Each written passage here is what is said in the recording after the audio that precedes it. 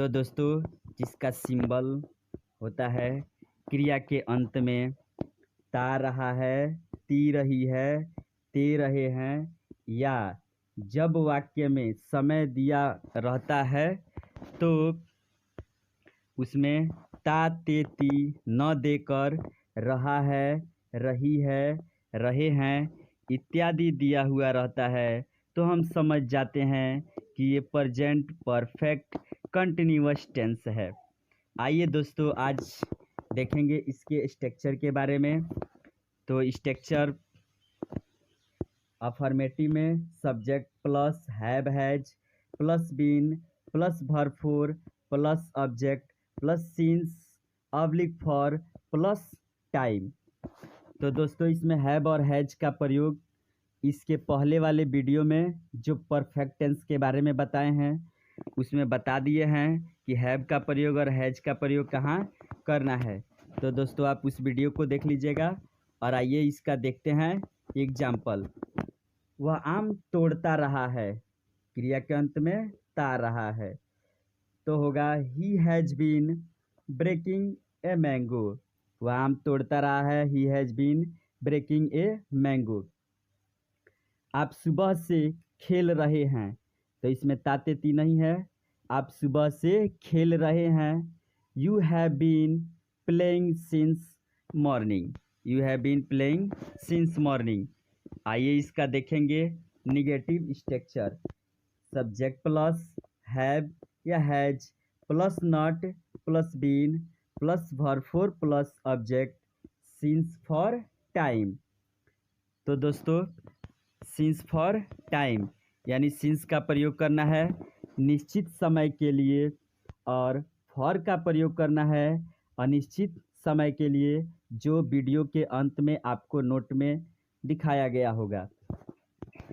आइए इसका देख रहे हैं एग्जाम्पल। वह क्रिकेट नहीं खेलता रहा है, वह क्रिकेट नहीं खेलता रहा है। इसका इंग्लिश नीचे बनाया गया है, he has not been playing cricket, he has not been playing cricket. आप बरसों से नहीं पढ़ रहे हैं, आप बरसों से नहीं पढ़ रहे हैं। You have not been reading for years. यहाँ बरसों से ये कोई निश्चित समय नहीं है जिसके वजह हम इसमें किसका प्रयोग किए हैं, फॉर का प्रयोग किए हैं। उसके बाद से दोस्तों आपका ज़्यादा समय न लेते हुए इंट्रोगेटिव और निगेटिव स्ट्रक्चर दोनों एक ही में कर दिए हैं। अगर जिसमें नहीं लगा होगा वाक्य में उसमें आप नॉट का प्रयोग कीजिएगा, अगर नहीं न होगा तो इसमें आप नॉट का प्रयोग नहीं कीजिएगा। तो देखिए इसका structure have has plus subject plus not plus been plus verb four plus object plus since या फॉर प्लस टाइम। क्या वह नहीं पढ़ता रहा है, इसका एग्जाम्पल है क्या वह नहीं पढ़ता रहा है। इसका इंग्लिश देखेंगे, has he not been reading, has he not been reading. क्या मैं सुबह से खेल रहा हूँ। तो देखिए सुबह आपका निश्चित समय है, फिक्स टाइम है कि आप कब से खेल रहे हैं, तो सुबह से।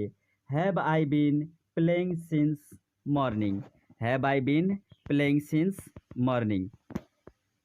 उसके बाद से इसका देखेंगे एडवांस, एडवांस स्ट्रक्चर है। इसमें भी आपका समय ज़्यादा व्यर्थ ना करते हुए निगेटिव और इंट्रोगेटिव दोनों में एक ही में दे दिए हैं। तो W H have has plus subject plus not plus been plus V four plus object plus since या फॉर प्लस टाइम। आप सुबह से क्या कर रहे हैं, प्रश्न किया जा रहा है इसीलिए इसको डब्ल्यू एच इंट्रोगेटिव कहेंगे। आप सुबह से क्या कर रहे हैं।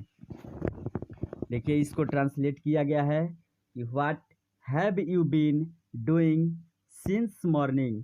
सुबह से निश्चित समय है इसीलिए यहाँ पे सिंस का प्रयोग करेंगे। आप क्यों नहीं बरसों से यहाँ रह रहे हैं, आप क्यों नहीं बरसों से यहाँ रह रहे हैं। तो बरसों से ये फिक्स टाइम नहीं है, समय निश्चित नहीं है, तो इसमें हम फॉर का प्रयोग करेंगे। ट्रांसलेट कीजिए।